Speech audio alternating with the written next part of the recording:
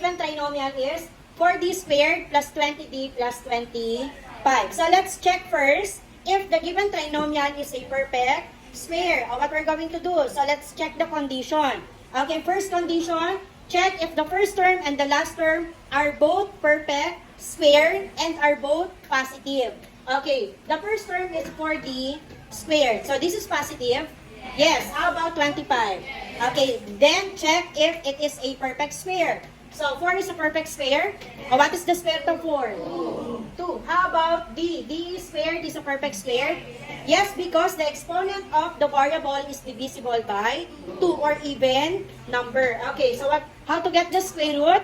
Just copy the variable and then divide the square root or the exponent by 2. So 2 divided by 2, 1. Or just simply d, imaginary 1 na lang. Next, get the square root of 25. What is the square root of 25?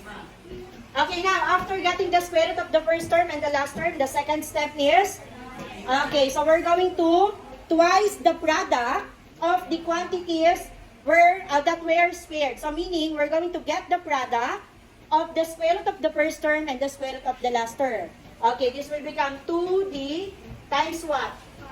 Okay, so 2d times 5. Then, after getting the product, multiplying it again by 2. So, 2 times 5.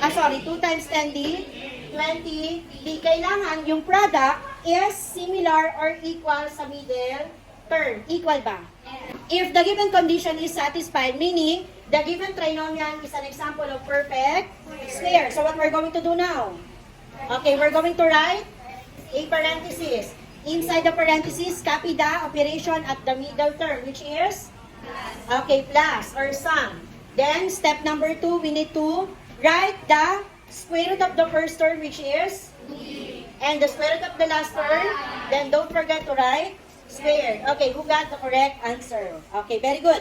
O, isa pa, tapos, quiz na tayo.